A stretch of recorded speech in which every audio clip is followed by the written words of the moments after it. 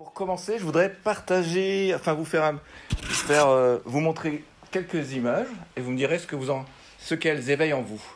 À quel souvenir elles vous ramènent. Alors, il y a pour toutes les générations. Alors, Coupe du Monde. Alors, celle-ci, c'est celle de 98 et celle-ci, c'est celle de 2018. Mais l'image en soi, pas seulement la Coupe du Monde, qu'est-ce qu'elle vous suggère ? J'entends des mots, oui. L'unité, la nation, la victoire. Je peux continuer avec celle-ci. J'aime bien aussi la phrase. Pour la première fois, nous ne faisons qu'un. En fait, cet été aussi, en 2024, plutôt avec les Jeux Olympiques, on a beaucoup entendu parler, lorsqu'on a aussi gagné la Coupe du Monde, on a gagné la Coupe du Monde, voilà, on le dit tout de suite, nous, on a gagné, cette notion de communion. Il y avait une vraie fête dans le pays, et les gens étaient heureux, et faisaient la fête, et étaient heureux d'être victorieux, d'avoir gagné cette Coupe du Monde, ou d'être dans cette ambiance. Moi-même, avec Madeleine, on s'est baladé dans Paris, dans l'ambiance des Jeux Olympiques, c'était vraiment chouette. On était vraiment heureux de participer à cette fête. Et on a souvent entendu ce mot dans les médias. On était en communion. On vivait quelque chose ensemble. Et donc, sans mystère, vous allez voir qu'aujourd'hui, c'est le sujet de notre partage, de notre texte. J'ai dit ce matin ? Non, aujourd'hui. Quand à la maison, j'ai dit, faut que je fasse attention à ne pas dire ce matin. Donc, c'est moi-même qui suis tombé dedans.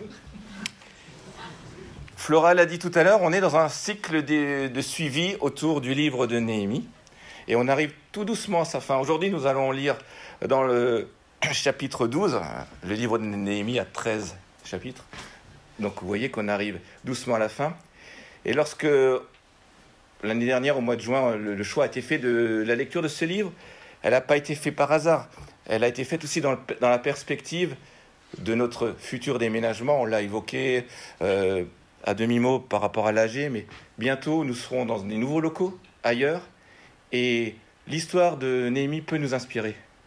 Donc, je vous propose d'avoir ça en arrière-fond. De toute façon, j'y ferai allusion, mais d'avoir ça en arrière-fond aussi dans les échanges de tout à l'heure.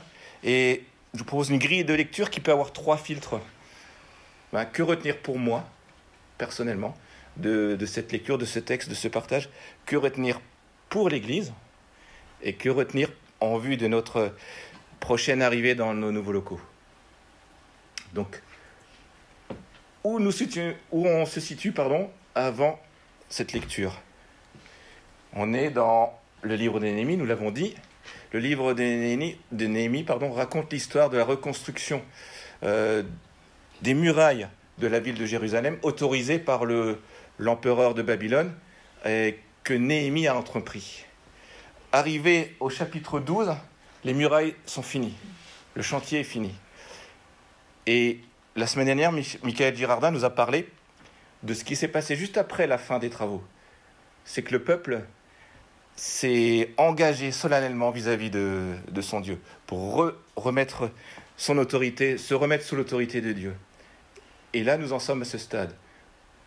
La muraille est construite, le temple a été construit quelques dizaines d'années avant, et le peuple a choisi de suivre son Dieu l'Éternel. Et nous en sommes à ce stade. Je vous propose la lecture. Alors, je me suis entraîné, mais il y a quelques mots un peu compliqués. Donc, je vous en fais tout de suite. Faites-moi l'excuse. Au moment de la dédicace de la muraille de Jérusalem, on est allé chercher les Lévites, où qu'ils habitent, et on les a fait venir à Jérusalem afin de célébrer la dédicace dans une fête joyeuse avec des chants de louanges au son des cymbales, des luths et des harpes. Les membres des chorales se sont rassemblés, venus de la plaine qui entoure Jérusalem, des villages des Nétopathiens, ça commence, de Ben Gilgal, ainsi que du territoire de Géba et d'Azmavet. En effet, les musiciens s'étaient construits des villages autour de Jérusalem. Les prêtres et les Lévites se sont purifiés eux-mêmes, puis ils ont purifié le peuple et les portes et la muraille. J'ai fait monter les chefs de Juda sur la muraille et j'ai mis en place 2 grands chœurs avec leur cortège. Le premier s'est mis en marche du côté droit de la muraille vers la porte du fumier. Derrière lui marchaient Osée et la moitié des chefs de Juda, Azaria, Esdras, Meshulam, Juda, Benjamin, Sheméaja et Jérémie, ainsi que parmi les prêtres munis de trompettes, Zacharie, fils de Jonathan, et descendant de Shemaïja, Matania, Miché, Zakur et Asaph, avec ses frères Shemaïja, Azaréel, Milalai, Gilalai, Maaï, Nathanaël, Juda et Anani qui jouaient des instruments de musique de David, l'homme de Dieu. Le scribe Esdras marchait à leur tête. À la porte de la source, ils ont gravi droit devant eux, par les marches de la ville de David, la montée de la muraille qui surplombe le palais. Voilà. Pas encore? Non, c'est bon. Qui surplombe le palais de David. Merci, je suis perdu. Poursuivant leur chemin jusqu'à la porte des eaux située à l'est. Le deuxième chœur a pris la direction opposée. Je marchais moi-même derrière lui avec l'autre moitié du peuple sur la muraille. Passant au-dessus de la tour des fours, il est allé jusqu'à la muraille large et a poursuivi son chemin au-dessus de la porte d'Éphraïm, de la vieille porte, de la porte des poissons, de la tour de Hananéel, de la tour de Méa, jusqu'à la porte des brebis, avant de s'arrêter à la porte de la prison. Puis, les 2 chœurs ont pris place dans la maison de Dieu et j'ai fait de même avec ceux des magistrats qui m'accompagnaient, ainsi que les prêtres, Eliakim, Mazéja, Mijama, Miché, Élogénaï, Zacharie, Anania, munis de trompettes, et Maséja, Shemaïja, Éléazar, Uzi, Jokanan, Malkija, Elam et Ezer. Les musiciens se sont alors fait entendre sous la direction de Jisrachja. Ce jour-là, les Israélites ont offert de nombreux sacrifices et se sont livrés à des réjouissances, car Dieu leur avait donné un grand sujet de joie. Même les femmes et les enfants se sont livrés aux réjouissances, et l'on a entendu de loin les cris de joie de Jérusalem. Je m'étais entraîné.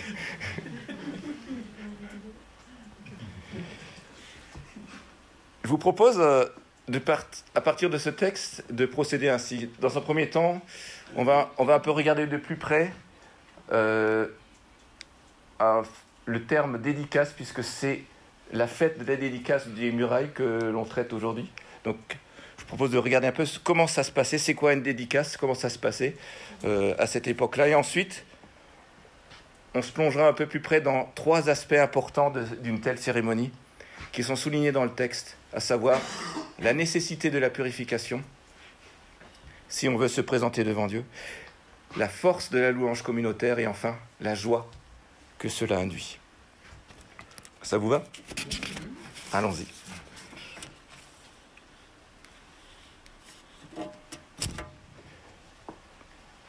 Donc je le disais, avant de rentrer plus loin dans le texte, j'ai ouvert mon dictionnaire, ou l'application du dictionnaire, et c'est le Robert en l'occurrence qui m'a inspiré, et il m'a donné 2 définitions pour le terme dédicace. La première, c'est l'hommage qu'un auteur fait de son œuvre à quelqu'un par une inscription imprimée en tête de l'ouvrage. En fait, comme vous le voyez, c'est les écrivains qui dédicacent le livre et qui le donnent à leur lecteur. On est dans un sens où c'est le créateur, si je peux, ou l'auteur, qui écrit et qui donne quelque chose à la personne qui aime son œuvre, qui aime l'objet de l'auteur. Dans la deuxième signification, celle qui a une portée religieuse, la dédicace, c'est la consécration au culte divin, et plus particulièrement d'une église, d'une chapelle, d'un bâtiment. Là, on est dans le sens inverse. C'est les utilisateurs ou les gens qui bénéficient de ce mur, de cet objet, de cette église, qui se tournent vers l'objet de leur culte, vers Dieu, et qui la consacrent. Parce qu'on peut aussi utiliser, si vous préférez, le terme consacré. C'est un synonyme, et si le mot dédicace vous évoque moins de choses, mais lorsqu'on va parler dédicace, aujourd'hui on parle de consécration. Donc c'est bien entendu cette acception qu'on va prendre et qui est dans le texte de cet après-midi.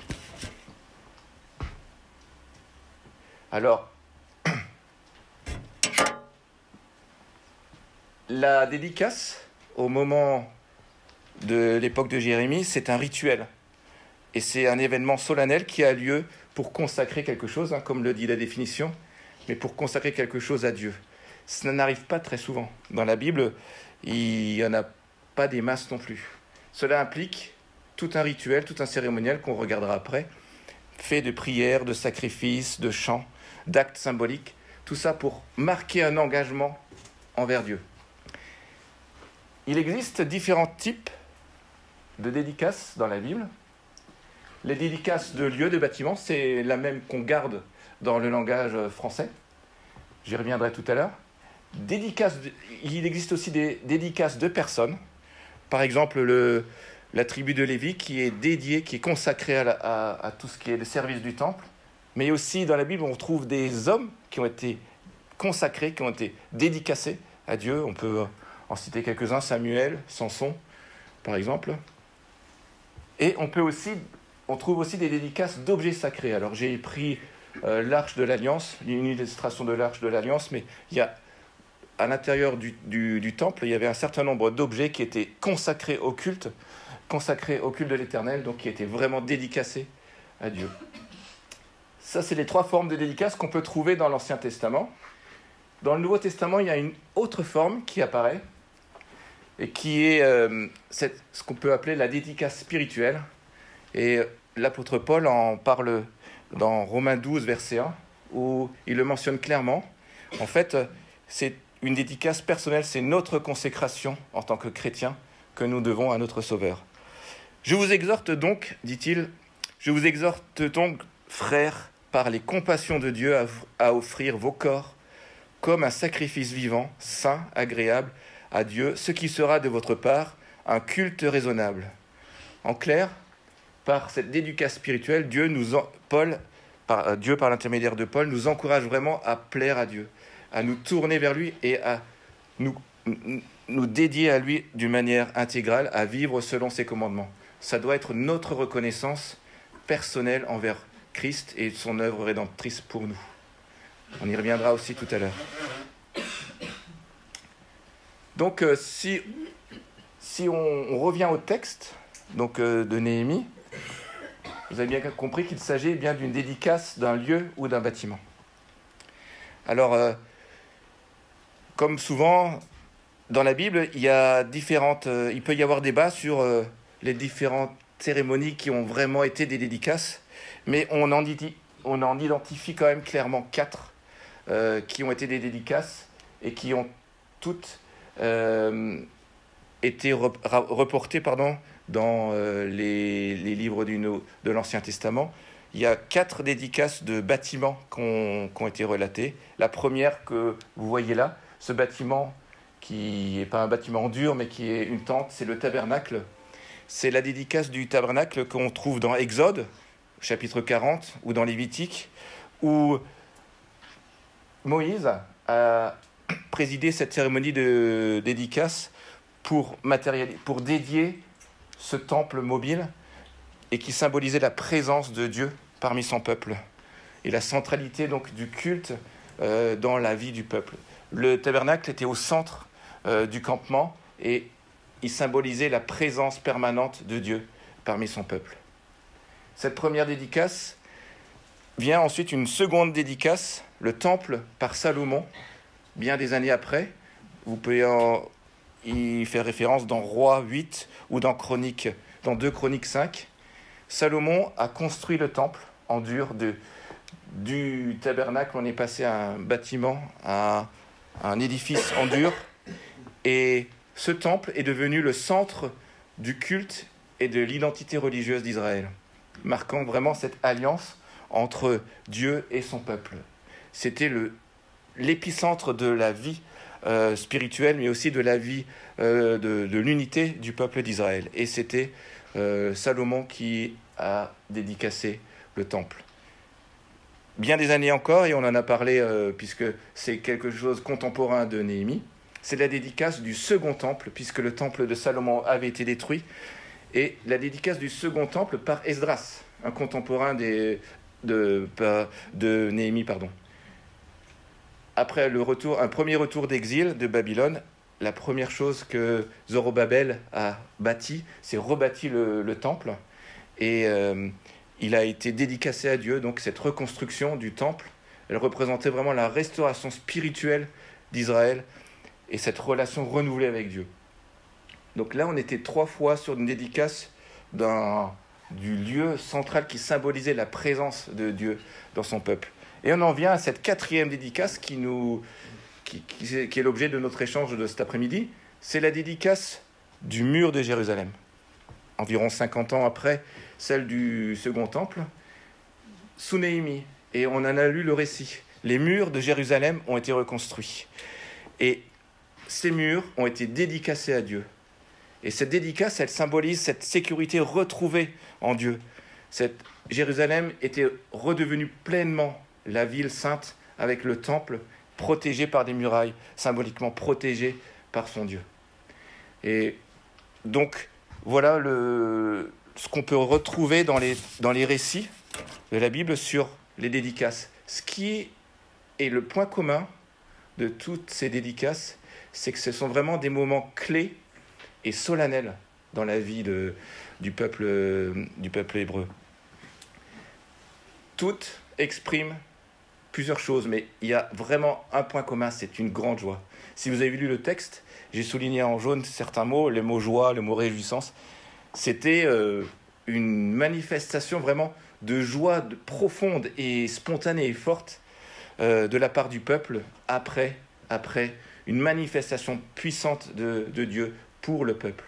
Il a permis la reconstruction du temple, il a permis le retour de l'exil.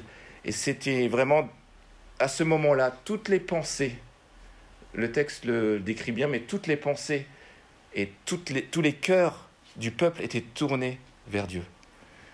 Donc, ces cérémonies sont vraiment des points marquants dans la vie du peuple. Et elles reprennent donc 3 éléments. Et je vous propose qu'on les explore tout à l'heure. La sanctification, l'engagement communautaire, et aussi, elle témoigne de cette reconnaissance envers Dieu et pour toute son œuvre.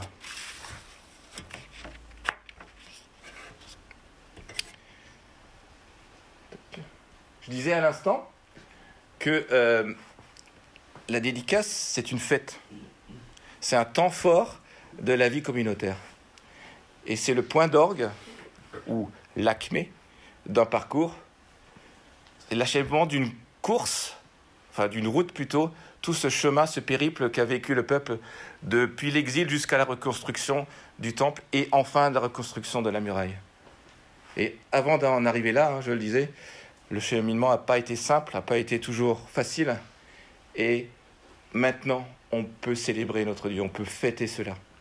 Et une telle fête, on le voit bien dans le texte, on l'a vu dans les chapitres précédents, une telle fête, ça se mérite, ça se prépare aussi. C'est, comme je dis, c'est une explosion de joie.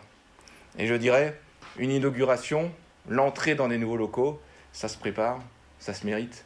Et quelque part, on a un peu un mode d'emploi. Alors bien sûr, on n'est plus à la même époque, on n'est plus dans les mêmes conditions, mais c'est très inspirant, ce que nous allons voir. C'est très inspirant. Donc je vous propose la description, en temps réel presque, de cette fameuse journée de la dédicace. Enfin, je ne sais même pas si c'est une journée ou plusieurs, mais en tout cas de cette fête de la dédicace. Donc, cette fête, on peut y distinguer 5 temps. Première chose, c'est que le peuple est rassemblé. Dès le verset 27, on le voit dans le texte, si vous voulez retourner ce qu'on a lu tout à l'heure. Le peuple est rassemblé. Et en particulier, Néhémie a été attentif à ce que les Lévites soient là. Mais, par extension, tout le peuple doit être rassemblé. Néhémie, il souhaite la présence de tous. Tous ceux qui font partie du peuple doivent être là. Doivent être là pour différentes choses. Une chose importante, avant que la fête commence, avant que la cérémonie vraiment ait lieu, il y a ce temps de purification nécessaire, indispensable. Avant la cérémonie, les prêtres et les Lévites, se sont purifiés eux-mêmes et ont purifié le peuple, les portes et les murs. Cela faisait partie des rituels d'ablution et des sacrifices conformément à la loi de Moïse qu'ils ont, rappelons-nous-le, qu'ils ont pleinement reprise, ce qu'ils se sont plutôt pleinement réappropriés par un engagement solennel dans le chapitre précédent. Pour faire la fête et pour dédier quelque chose à Dieu, la purification est essentielle.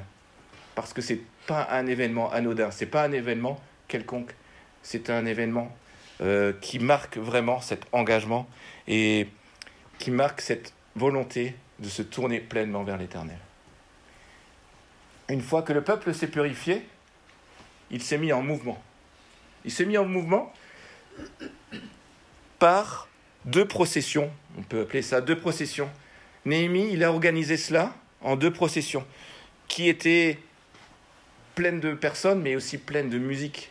Vous pourrez lire dans la description, il y a toutes sortes d'instruments. C'était pas des processions silencieuses et tristes, comme on a l'habitude d'imaginer, en tout cas moi dans mes schémas. Une procession, c'est quelque chose de triste, où les gens sont un peu sinistres. Là, c'est une procession de joie. Vous pouvez voir la description. Il est même dit qu'on entendait la fête et la joie au-delà des murs, au-delà de Jérusalem. Imaginez-vous ça. Donc le peuple qui se met en mouvement. Alors je pense que si on était aux Champs-Élysées en 98 pour la victoire de la Coupe du Monde ou en 2018, c'est rien à côté. C'est rien. Ça devait être quelque chose de joyeux et vraiment, vraiment fort. Et donc deux cortèges sont partis. Donc ils sont partis du même endroit, de cette porte, la porte de la vallée. Un cortège est parti par la droite et le second cortège est parti par la gauche. Ils ont parcouru la muraille, ils ont parcouru le chantier qui a été réalisé et ils se sont donné rendez-vous, si je peux dire. Ils se sont tous retrouvés au point central de la ville, à savoir le temple. Et pendant ce temps, je le disais, ce mouvement s'est fait en louange, par des chants, par de la musique, par des danses. Le peuple était joyeux. Le peuple était joyeux et cette joie, elle était communicative. Voilà, c'est ça. Arrivé au temple, le mouvement s'est arrêté et c'est devenu des sacrifices et des actions de grâce. Une fois que les 2 processions se sont retrouvées auprès du temple, les sacrifices d'action de grâce ont été offerts. C'est quoi un sacrifice d'action de grâce? C'est un sacrifice de remerciement et on se tourne à l'Éternel. C'est des sacrifices, je cherche le mot, mais de la gratitude. C'est des sacrifices de gratitude. Alors, sacrifice qui était aussi selon les rites de la loi de Moïse, mais qui était vraiment tourné vers Dieu pour le remercier, pour le louer pour sa protection et son aide pour la reconstruction de cette muraille. Et je le disais, tout cela dans la joie. Dans la joie. Dans le texte, si vous regardez, on parle de joie au premier verset et on parle de joie au dernier. C'est entouré par la joie. On était vraiment dans une ambiance de fête, de fiesta, quoi.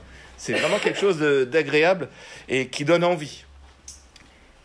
Mais si l'on considère, enfin le mail est peut-être pas utile, mais si l'on considère attentivement le récit de cette fête, on voit que l'objet de cette fête, c'était pas la muraille. L'objet de cette fête, c'est pas le peuple. L'objet de cette fête, c'est Dieu. Tout tourne autour de lui. C'est par lui et c'est pour lui que tout se passe. Verset 24, il est marqué selon les instructions qu'il a données à David, selon les instructions de Dieu. Et le véritable sujet de la dédicace, c'est Dieu. Le peuple est reconnaissant envers les bienfaits dispensés par Dieu. Et nous aussi, chrétiens, soyons dans cette optique. Soyons conscients et reconnaissants pour la grâce et les bienfaits de notre Sauveur envers nous. Si l'on regarde le schéma ainsi, on se rend compte que Dieu est au centre et la joie nous entoure et symboliquement, c'est comme si c'était un peu la muraille autour et l'objet principal, c'est Dieu. C'est lui qui doit accaparer notre attention et accaparer nos pensées. Parce que adorer et honorer Dieu, c'est une nécessité pour le chrétien, mais c'est aussi une nécessité et une obligation pour l'Église. Le fait que tout le peuple soit rassemblé, ce n'est pas anodin. Néhémie, je l'ai souligné tout à l'heure, Néhémie, il a souhaité que tout le monde vienne. Même ceux qui ne font pas partie de la ville, mais qui font partie du peuple, ceux qui sont à l'extérieur, qui se sont installés ailleurs, venez. La fête, c'est maintenant. Et il a veillé vraiment à ce que cette fête soit partagée par tout le peuple. Comme je le disais, adorer et honorer Dieu, ça se partage. C'est vivre la communion. Que l'on soit dans la ville ou d'un peu plus loin, écoutons l'appel et répondons présents pour et avec nos frères, adorer et louer notre même Seigneur. C'est un témoignage. C'est un témoignage de l'Église. C'est notre témoignage. C'est rendre témoignage de notre foi commune.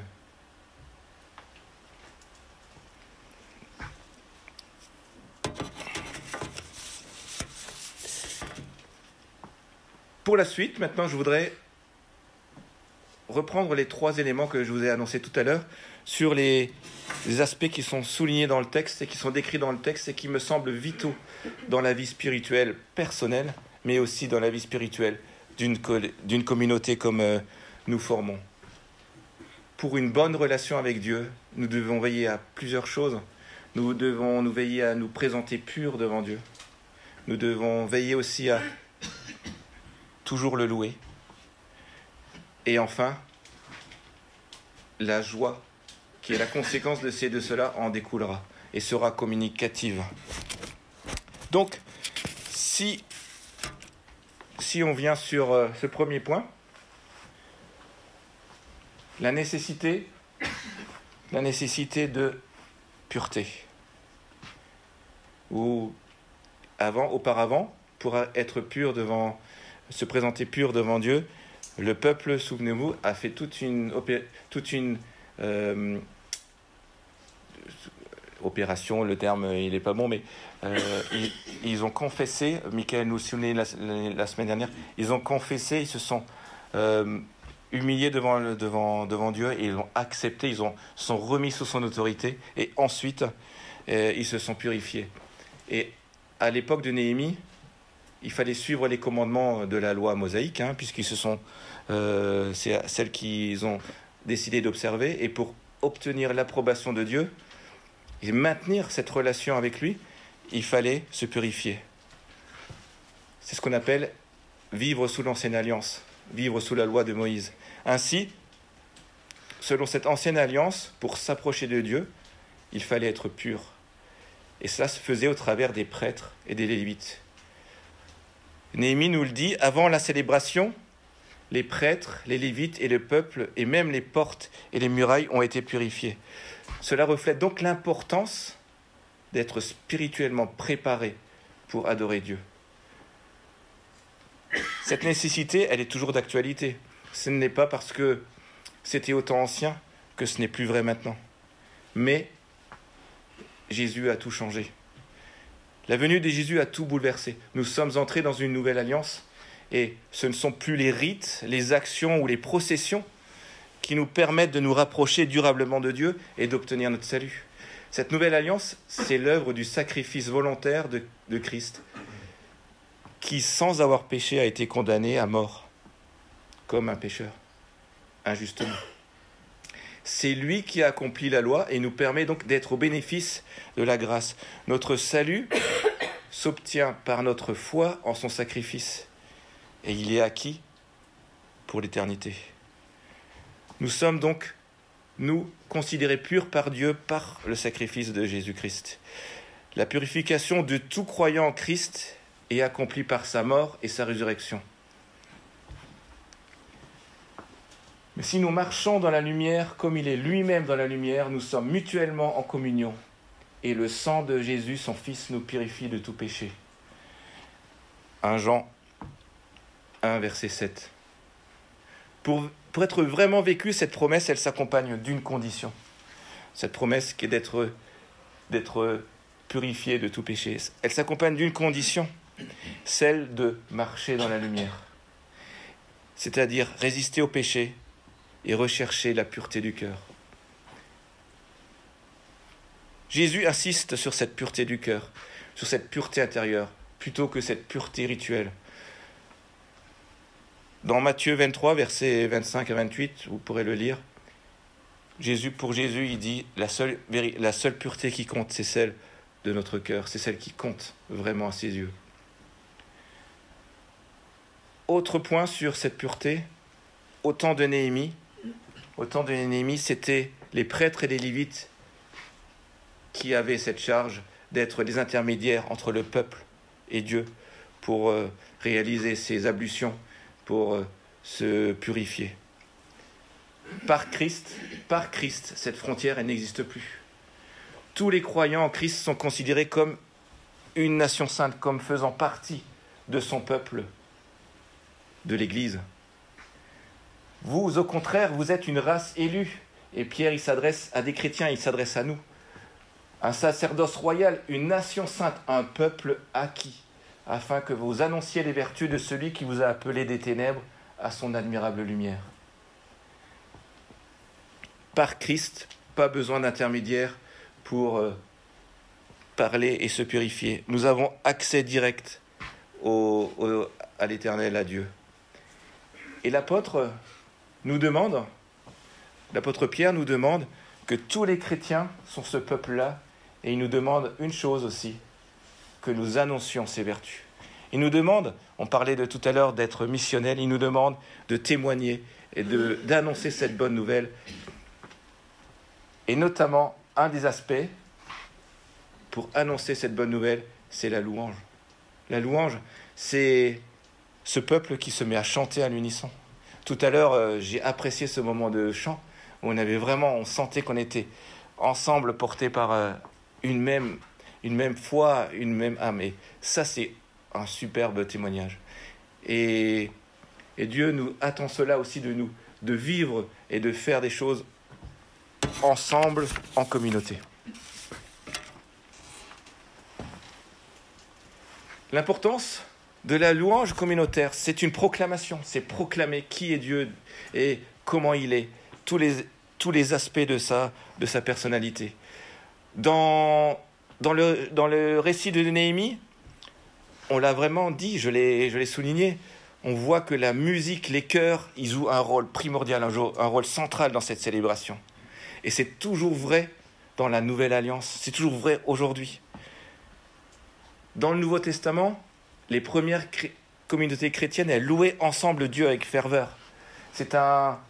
Dans Actes 2, versets 46-47, on le voit, ils étaient chaque jour, les nouveaux chrétiens, tous ensemble, assidus au temple. Ils rompaient le pain dans les maisons, ils prenaient leur nourriture avec joie et simplicité de cœur, louant Dieu et trouvant grâce auprès de tout le peuple. Et le Seigneur ajoutait chaque jour à l'Église ceux qui étaient sauvés. Paul, il nous encourage à louer l'Éternel, à louer le Seigneur ensemble, à chanter des psaumes, des hymnes, des cantiques spirituels. Louer ensemble, c'est nous édifier. Que la parole de Christ habite parmi vous abondamment. Instruisez-vous et exhortez-vous les uns les autres, entre nous, en toute sagesse, par des psaumes, par des hymnes, par des cantiques spirituels, chantant à Dieu dans vos cœurs sous l'inspiration de la grâce. Louer Dieu, lui rendre un culte raisonnable, comme on le disait tout à l'heure, c'est l'essence même, c'est l'essence originelle de la nature humaine. C'est notre raison d'être. On chante souvent, j'ai eu cette remarque, je me suis fait cette remarque, ne chante-t-on pas souvent « Je suis né pour te louer, je suis né pour adorer ton nom ». Voilà, retour aux sources. Pourquoi sommes-nous là? Pour louer l'Éternel. Alors bien sûr, pour tout chrétien, il est primordial d'avoir une vie spirituelle personnelle, avant tout, vivante et riche avec Dieu. C'est évident. Nous sommes encouragés à lire, à prier, à méditer la parole, prier sans cesse, que cette parole ne s'éloigne pas de la bouche. Mais Dieu a aussi un peuple auquel nous appartenons, nous l'avons vu tout à l'heure, et avec lequel nous vivons. Quoi de plus réconfortant et de plus encourageant aussi, et même de plus fort que de vivre des moments avec Dieu et avec ses frères et sœurs. Louer Dieu ensemble, c'est un acte où l'Église s'exprime pleinement. et exprime son appartenance à Christ. Il y a quelques années, j'ai été interpellé parce que il peut toujours y avoir des débats dans les églises sur les chants, sur la forme des chants, sur la forme de la louange, bien sûr. Mais j'avais entendu quelqu'un qui disait que lorsque l'église est rassemblée et qu'elle chante ensemble les paroles, c'est un des seuls moments, peut-être encore en priant ensemble le Notre Père ou en récitant le credo. Mais ce sont des moments de chant, c'est les seuls moments où nous sommes à l'unisson, tournés avec les mêmes paroles, les mêmes pensées vers le Seigneur. Ça m'avait interpellé parce que parfois je suis sur mon fauteuil et je grommelle parce que c'est trop haut ou peut-être que c'est trop bas ou que la guitare elle est trop forte ou peu importe. Mais attention, l'Éternel m'a repris. Louer ensemble est le seul acte où l'Église s'exprime au même moment avec les mêmes paroles tournées vers l'Éternel. Quel moment de communion! À une époque de plus en plus individualiste, la louange et l'adoration sont des moments où le je est remplacé par nous. Et souvent, la louange ou l'adoration se font à genoux. Donc la louange en commun, c'est quelque chose de vital et d'important pour une communauté, pour une église, et aussi à titre personnel, bien évidemment. Mais la louange commun, c'est aussi un entraînement en vue de notre vie au ciel. La vision, dans Apocalypse 7, versets 9 à 12, la vision que Jean a, elle décrit ce qui nous attend là-haut. Je vais vous la lire. Elle montre une immense foule louant Dieu en communauté. Chapitre Apocalypse 7, versets 9 à 12. Après cela, je regardais, et voici, il y avait une grande foule que personne ne pouvait compter. De toute nation, de toute tribu, de tout peuple et de toute langue. Ils se tenaient devant le trône et devant l'agneau, revêtus de robes blanches et des palmes dans leurs mains. Et ils criaient d'une voix forte en disant « Le salut est à notre Dieu qui est assis sur le trône et à l'agneau. » Et tous les anges se tenaient autour du trône et des vieillards et des 4 êtres vivants. Et ils se prosternèrent sur leurs faces devant le trône et ils adorèrent Dieu en disant « Amen ». La louange, la gloire, la sagesse, l'action de grâce, l'honneur, la puissance et la force soient à notre Dieu au siècle des siècles. Voilà ce qui nous attend. Ce qu'on vit là, c'est un petit aperçu de ce qui nous attend au ciel. Ça va être un truc, je veux dire, Jesus Festival version, je sais pas, XXL, un truc. Donc ne négligeons pas notre engagement au sein du peuple de Dieu, au sein de notre Église. Dieu aime que son peuple se rassemble pour l'adorer et le louer. C'est important et c'est la raison première du culte ou de la célébration, si on préfère le terme. C'est vraiment, je le disais, un petit aperçu de la communauté céleste. Ça doit donner envie. Et comme le temple était au centre de la ville de Jérusalem, l'adoration doit être au centre de notre vie. L'adoration, c'est reconnaître Dieu comme le plus important. C'est lui. Lorsqu'on est en adoration, nos pensées sont centrées sur lui et pas sur nous. Et cela nous fait tellement de bien. Parce qu'il en résulte, et c'est mon 3e et dernier point, il en résulte de la joie. Nous focaliser sur Dieu donne de la joie.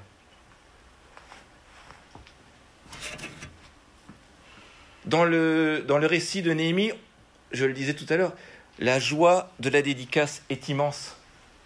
Ce jour-là, les Israélites ont offert de nombreux sacrifices et se sont livrés à des réjouissances car Dieu leur avait donné un grand sujet de joie. Même les femmes et les enfants se sont livrés aux réjouissances. Quelle chance! Et l'on a entendu de loin les cris de joie de Jérusalem. Tout le peuple danse et chante. Mais ce n'est pas anodin. Dans une culture de l'époque, ou une culture où c'était l'homme qui était la société, c'était l'homme et la femme et les enfants, on n'en parlait pas. C'est pas pour autant qu'on les négligeait. Mais de les citer, c'est montrer que tout le peuple est associé. C'est quelque chose de fort. Tout le peuple chante et danse. Il s'agit d'une grosse fête de joie. Fêter Dieu, c'est spectaculaire, car c'est un Dieu spectaculaire que nous avons. Il a permis le retour du peuple de Babylone en Palestine. Il a permis la reconstruction du temple. Il a permis la reconstruction des murailles. Il a permis notre reconstruction. Et cette joie, elle doit être vraiment forte. Cette joie, elle se prolonge en action de grâce. Je nous souhaite à tous de vivre en Église un tel moment de joie, un tel moment de fête. Voilà, ça, peut-être que dans quelques semaines, on aura cette occasion-là. En tout cas, cette joie qui en résulte se traduit par des actions de grâce. Dans le récit, Néhémie, il parle de sacrifices. Alors, à l'époque, c'était des sacrifices d'animaux pour se tourner vers l'Éternel, pour lui dire merci. Aujourd'hui, peut-être, on dirait plus des dons, ou peut-être d'autres formes de sacrifices moins sanglants, mais un engagement particulier, l'arrêt de quelque chose, un engagement personnel, mais peut-être aussi collectif, l'envie d'entamer une œuvre, enfin quelque chose. Voilà, ça découle jusqu'à cette partie où la foi, non seulement elle est là, la joie, elle devient action de grâce. Et dans le Nouveau Testament, Paul, il nous exhorte, nous les croyants, à nous réjouir et à nous réjouir toujours dans le Seigneur. La vie chrétienne doit être marquée par une gratitude constante envers Dieu. La louange est un remède à la tristesse, à l'égoïsme et à l'égocentrisme. Car lorsqu'on loue, on se tourne entièrement vers le Seigneur et nous ne voyons plus que lui. Les paroles de louange sont aussi des paroles d'encouragement et de réparation.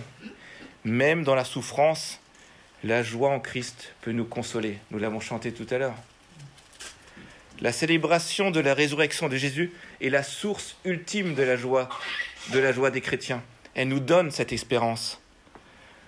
Dieu nous demande et nous promet, il nous intime, si je peux reprendre l'expression que Xavier a soulignée l'année dernière, Dieu nous intime d'être dans la joie, car il nous a donné l'espérance et le salut.